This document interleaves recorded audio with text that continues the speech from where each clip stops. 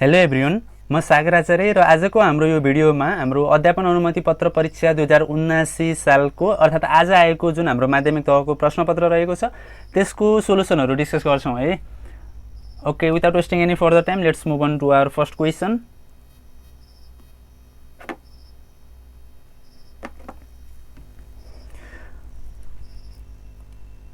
हजुरहरू सबैजनाले हाम्रो यो स्क्रिनमा आजको प्रश्नपत्र देख्न सक्नुहुन्छ। जस्तो कि आजको हाम्रो पहिलो प्रश्न रहेको थियो, विद्यार्थीलाई एक एक रुखको उदाहरण दिँदै समग्र जङ्गलको बारेमा ज्ञान दिनु कुन विधि हो? र यसको सही जवाफ रहेको छ हाम्रो आगमन विधि हुन्छ है। त्यो आगमन विधि इज द करेक्ट आन्सर। कतिजनाले मिलाउनु भयो, कतिजनाले मिलाउनु भएको छैन।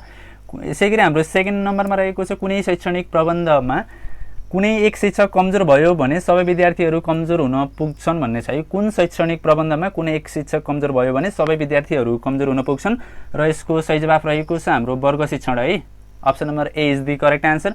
यसै गरी हाम्रो क्वेसन नम्बर 3 मा रहेको छ, विद्यार्थीहरूलाई प्राकृतिक प्रकोप, जोखिम न्यूनीकरण र जलवायु परिवर्तन जस्ता विषयहरू समावेश गरिदिइने शिक्षालाई के भनिन्छ भन्ने छ है।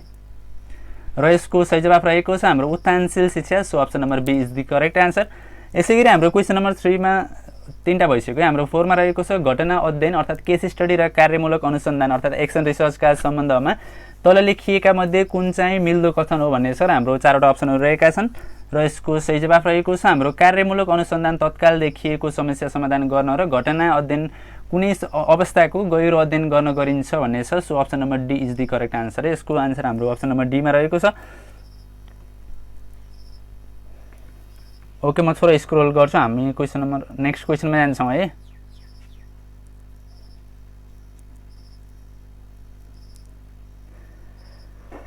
ओके, हाम्रो क्वेसन नम्बर 5 मा रहेको छ, a school wants to find out the status of the girls participation in its service area, what type of study should be done in this case भन्ने छ र हाम्रो अप्सनहरू रहेका छन् एक्सन रिसर्च, बीमा छ सर्वे रिसर्च, केस स्टडी र ethnographic research र यसको सही जवाफ रहेको छ हाम्रो एक्सन रिसर्च।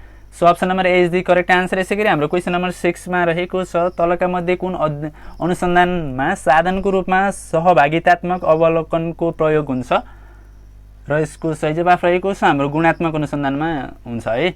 ओके, हाम्रो नेक्स्ट क्वेसन रहेको छ, कुनै विद्यार्थीको उत्तर पुस्तिकामा लेखिएका कुराहरू पढेर जब तपाईँ सो पुस्तिकाको बायाँ भागमा रातो मसीले अङ्क दिनुहुन्छ त्यस समयमा तपाईँले गरिरहेको काम तलका मध्ये कुन चाहिँ हो भन्ने छ है। र हाम्रो 4वटा अप्सन रहेका छन्। हाम्रो यसको सही जवाफ रहेको छ अभियसली मापन हुन्छ है। यो हाम्रो option number B is the correct answer.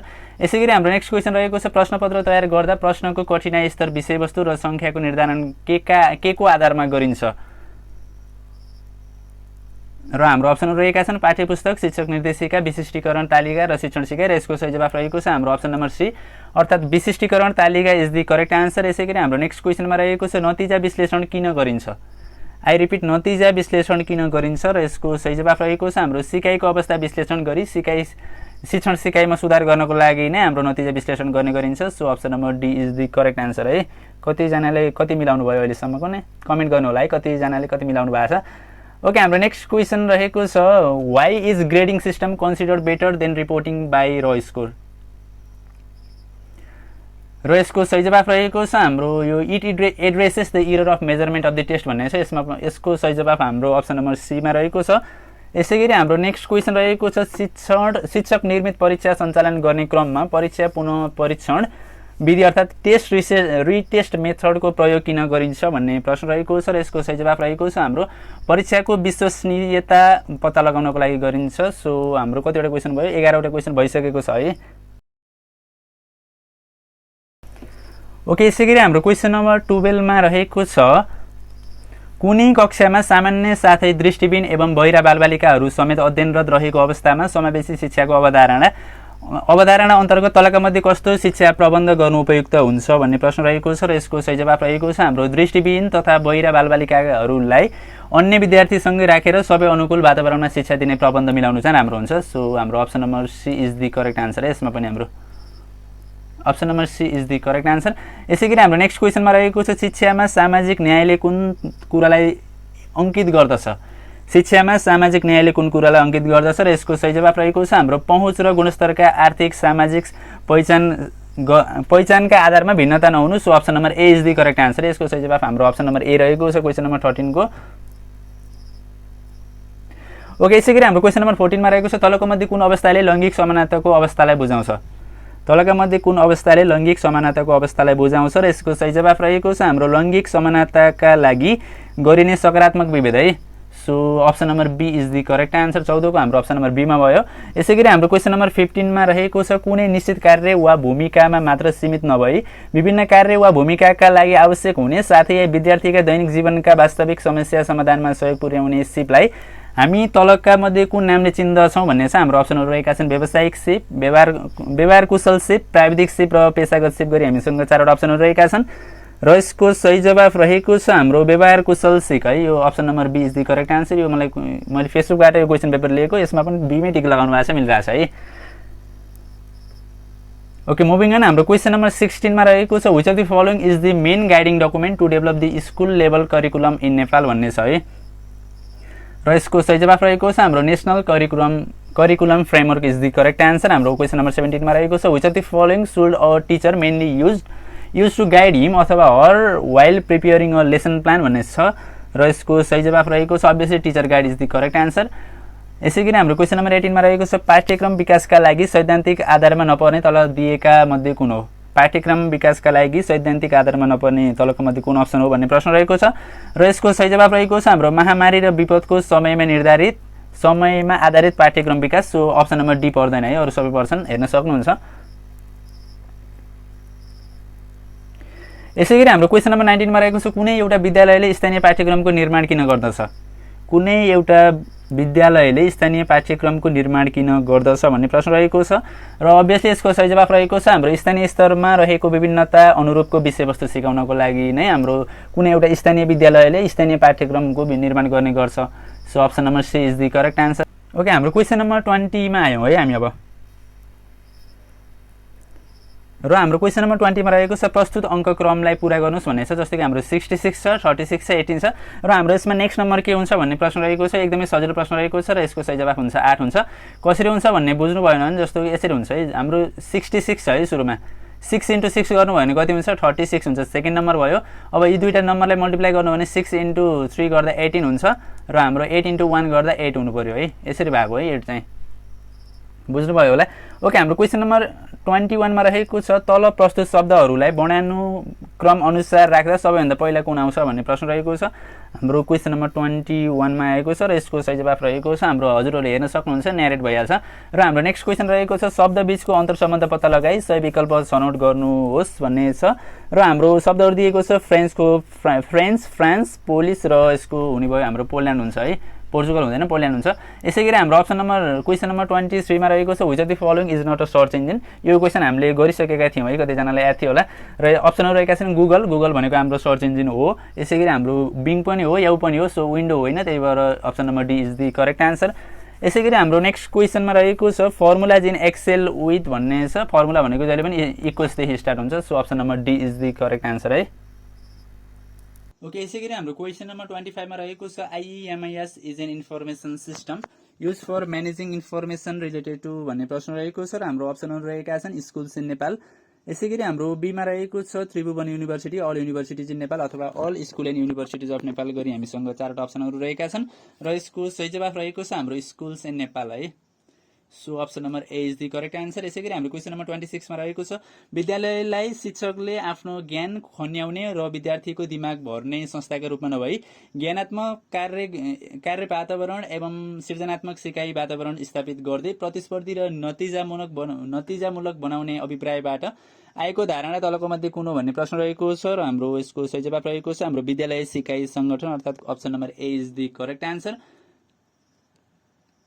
यसै गरी हाम्रो क्वेसन नम्बर 27 मा रहेको छ शिक्षकको सक्षमता प्रारूप 2072 अनुसार आफ्नो विषय क्षेत्रमा भएको अध्ययन अनुसन्धान बारे जानकारी राख्ने तथा शिक्षण सिकाइ सुधारका निमित्त कार्यमूलक अनुसन्धान गर्ने भन्ने विषय कुन सक्षमता अन्तर्गत पर्दछ र यसको सही जवाफ रहेको छ हाम्रो निरन्तर सिकाइ र पेशागत विकास।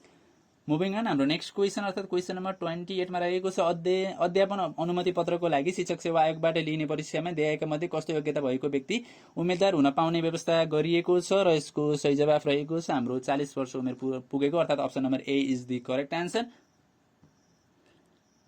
ओके, हाम्रो क्वेसन नम्बर 29 मा रहेको छ बालबालिकाको सिकाइका सन्दर्भमा देखाएका मध्ये कुन चाहिँ भनाइले सिकाइको वास्तविक अर्थ प्रष्ट पार्न सहयोग गर्न सक्छ भन्ने प्रश्न रहेको छ र यसको सही जवाफ रहेको छ हाम्रो अप्सन नम्बर डी, अर्थात् सिकाइले व्यक्तिको व्यवहारमा परिवर्तन र सुधार ल्याउन सहयोग गर्नुपर्छ। मैले सबै अप्सन भनेको छैन किनभने म चाँडो गर्न खोजिरहेको छु है। ओके, हाम्रो क्वेसन नम्बर 30 मा रहेको छ मनोवैज्ञानिकहरूका अनुसार तलका मध्ये कुन चाहिँ किशोरावस्थाको विशेषता हो मनोवैज्ञानिकका अनुसार है, र यसको सही जवाफ रहेको छ हाम्रो द्रुततर परिवर्तनको अवस्था। So option number C is the correct answer. यसैगरी हाम्रो क्वेसन नम्बर 31 मा रहेको छ बाह्य उद्दीपक प्रतिको प्रतिक्रियालाई कुन सिकाइ सिद्धान्तले सिकाइका रूपमा लिन्छ र हाम्रो यसको सही जवाफ रहेको छ हाम्रो व्यवहारवाद। यी अलमोस्ट सबै क्वेसनहरू हामीले गरिसकेका छौँ है, लगभग सजिलो एउटै क्वेसन परिरहेछन्। विद्यार्थीहरूको सिकाइ उपलब्धि बीच ठूलो भिन्नता देखिएको अवस्थामा यसलाई कम गरी गुणस्तर सुधार गर्न के गर्नुपर्छ र यसको सही जवाफ रहेको छ व्यक्तिक भिन्नता अनुरूप सिकाइ क्रियाकलाप सञ्चालन गर्ने। Option number C is the correct answer. यसैगरी हाम्रो नेक्स्ट क्वेसनमा रहेको छ विद्यालय शिक्षामा गुणस्तर सुधारका लागि देखाएका मध्ये कुन चाहिँ पक्षको भूमिका सबैभन्दा प्रमुख हुन्छ र यसको सही जवाफ रहेको छ हाम्रो अभ्यासी शिक्षकको बढी हुन्छ विद्यालयमा। र हाम्रो नेक्स्ट क्वेसन अर्थात् क्वेसन नम्बर 34 मा रहेको छ गुणस्तरीय शिक्षाका सन्दर्भमा तलका मध्ये कुन भनाइ ठिक छ गुणस्तरीय सिकाइका सम्बन्धमा तलका मध्ये कुन भनाइ ठिक छ भन्ने प्रश्न रहेको छ र यसको सही जवाफ रहेको छ हाम्रो अप्सन नम्बर बी, अर्थात् गुणस्तरीय शिक्षाले विद्यार्थी तथा शिक्षकको सन्तुष्टिको समेत प्रतिनिधित्व गर्दछ है। यसैगरी हाम्रो नेक्स्ट क्वेसनमा रहेको छ तलका मध्ये विद्यालय सुधार योजनाको अभ्यास कस्तो खालको अभ्यास हो र यसको सही जवाफ रहेको छ हाम्रो यो केन्द्रित होइन विकेन्द्रित योजनाको अभ्यास is the correct answer. Option number C मा रहेको छ। मुभिङ अन हाम्रो क्वेसन नम्बर 36 मा रहेको छ विद्यालयको सामाजिक परीक्षण समितिको मुख्य कार्य कुन हो र यसका हामीसँग 4वटा अप्सनहरू पनि रहेका छन् र यसको सही जवाफ रहेको छ हाम्रो विद्यालयको वासलात दुरुस्त भए नभएको परीक्षण गर्ने। यो पनि हामीले गरिसकेका थियौँ मलाई याद छ। यसैगरी हाम्रो क्वेसन नम्बर 37 मा रहेको छ तलका मध्ये कुन कार्य मूलतः गैर सरकारी र सामाजिक संस्थाको भूमिका अन्तर्गत पर्दछ र यसको सही जवाफ रहेको छ हाम्रो एबीसी सबै पर्छन्। सो अप्सन नम्बर डी अर्थात् माथिका सबै इज द करेक्ट आन्सर है। ओके, हाम्रो क्वेसन नम्बर 38 मा आइसकेका छौँ र यसमा रहेको छ हाम्रो नेपालको संविधानले प्रत्येक नागरिकलाई राज्यबाट आधारभूत तहसम्मको शिक्षा अनिवार्य र निशुल्क तथा माध्यमिक तहसम्मको शिक्षा निशुल्क पाउने व्यवस्थालाई तलको मध्ये कुनको रूपमा लिएको छ भन्ने प्रश्न रहेको छ र यसको सही जवाफ रहेको छ यो भनेको हाम्रो मौलिक हक अन्तर्गत पर्दछ है। सो यो राज्यको नीति होइन मौलिक हक अन्तर्गत पर्दछ। Option number C is the correct answer. हाम्रो क्वेसन नम्बर 39 मा रहेको छ दिगो विकास लक्ष्यको लक्ष्य नम्बर 4 अनुरूप सन् 2025 सालसम्म नेपालले कक्षा 5 को नेपाली र अंग्रेजी विषयको सिकाइ उपलब्धि प्रतिशत कति पुर्याउने लक्ष्य तय गरिएको छ। क्वेसन नम्बर 39 को सही जवाफ रहेको छ हाम्रो नेपाली 72 अंग्रेजी 63 भन्ने छ। नेपाली 72 अंग्रेजी 63 अर्थात् अप्सन नम्बर डी मा टिक लगाएको छ, यो राइट छ है।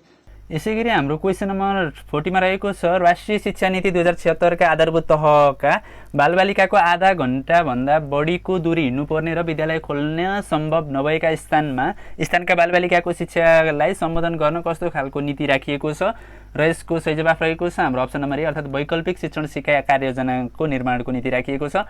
यसैगरी हाम्रो क्वेसन नम्बर 41 मा रहेको छ which would be the most likely scenario in a great teaching classroom organisation भन्ने छ र यसको सही जवाफ रहेको छ हाम्रो there would be student of the same age. So option number A is the correct answer. यसैगरी हाम्रो क्वेसन नम्बर 42 मा रहेको छ एकजना शिक्षकले आफ्नो पाठ योजनाको विशिष्ट उद्देश्यमा विद्यार्थीहरूले हाइड्रोजन र अक्सिजन बीच समानता र भिन्नता छुट्याउन सक्नेछन् भनेर लेखेका छन् भने यो विद्यार्थीको संज्ञानात्मक पक्षको कुन तहसँग सम्बन्धित हुन्छ भन्ने प्रश्न रहेको छ र यसको सही जवाफ रहेको छ अभियसली विश्लेषणतर्फ हुन्छ है। Option number D is the correct answer. यसैगरी हाम्रो नेक्स्ट क्वेसन अर्थात् 43 मा रहेको छ कक्षा कोठामा विविधताको व्यवस्थापनले तलका मध्ये कुन कार्यमा सहयोग गर्दछ र यसको सही जवाब रहेको छ हाम्रो भिन्नतालाई स्वीकार्ने र मान्यता दिने कार्यमा चाहिँ बढी सहयोग गर्छ। यसैगरी हाम्रो क्वेसन नम्बर 44 मा रहेको छ विद्यालयले सार्वजनिक सुनवाई किन गर्नुपर्छ र यसको सही जवाफ रहेको छ हाम्रो विद्यालयमा प्रशासन प्रवर्धन गर्नको लागि हाम्रो विद्यालयले सार्वजनिक सुनवाई गर्नुपर्दछ। Option number B is the correct answer. कतिजनाले मिलाउनु भएको छ कमेन्ट गर्नु होला है। ओके, यसै गरी हाम्रो नेक्स्ट क्वेसनमा रहेको छ if you are to provide suggestion to develop standard of an effective educational leadership which one among the following should be given the highest priority. र यसको सही जवाफ रहेको छ अभियसली इम्प्रुभ द स्टुडेन्ट लर्निङलाई नै प्रायोरिटी दिनुपर्ने हुन्छ। Option number A is the correct answer. Next question अर्थात् 46 मा रहेको छ प्रधानाध्यापकमा सञ्चार उत्प्रेरणा र सहयोगीको भूमिका खेल्न सक्ने क्षमता छ भने निजमा कस्तो शैक्षिक नेतृत्व बल भएको मान्न सकिन्छ। र यसको सही जवाफ रहेको छ हाम्रो ह्युमन फोर्स अर्थात् मानवीय बल इज द करेक्ट आन्सर। यसै गरी हाम्रो नेक्स्ट क्वेसन अर्थात् क्वेसन नम्बर 47 मा रहेको छ विद्यालयको सञ्चालन रेखदेख नियन्त्रण निरीक्षण र व्यवस्थापन गर्ने प्रमुख जिम्मेवारी कसको हुन्छ। र यसको सही जवाफ रहेको छ हाम्रो विद्यालय व्यवस्थापन समितिको। Option number D is the correct answer है। मुभिङ अन हाम्रो क्वेसन नम्बर 48 मा रहेको छ which of the following method will promote collaborative learning among the students भन्ने छ। र यसको सही जवाफ रहेको छ हाम्रो KWL अर्थात् know want to know learn है। Option number A is the correct answer. यसै गरी हाम्रो क्वेसन नम्बर 49 मा रहेको छ कुनै शिक्षक हटाइएको तालिम वा प्रशिक्षणमा भाग लिन नगएमा कस्तो सजाय हुने प्रावधान शिक्षा नियमावली 2059 मा रहेको छ भन्ने प्रश्न रहेको छ। र यसको सही जवाफ रहेको छ हाम्रो 5 वर्षसम्म तलब वृद्धि वा 2 वर्षसम्म बढुवा रोका गर्न सक्ने व्यवस्था रहेको छ। यसै गरी हाम्रो क्वेसन नम्बर 50 अर्थात् लास्ट क्वेसन छ यो हाम्रो। यसमा रहेको छ तलका मध्ये कुन चाहिँले आधुनिक कक्षाको समग्र व्यवस्थापनलाई बुझाउँछ। र यसको सही जवाफ रहेको छ हाम्रो अप्सन नम्बर डी है सिकारुको विविधता एवं क्षमता अनुसार कक्षाकोठा व्यवस्थापन गर्ने इज द करेक्ट आन्सर है। ओके, हाम्रो क्वेसनहरू यति नै रहेको थियो। हजुरहरूले कति मिलाउनु भयो कमेन्ट गर्नु होला हाम्रो कमेन्ट सेक्सनमा। धन्यवाद है।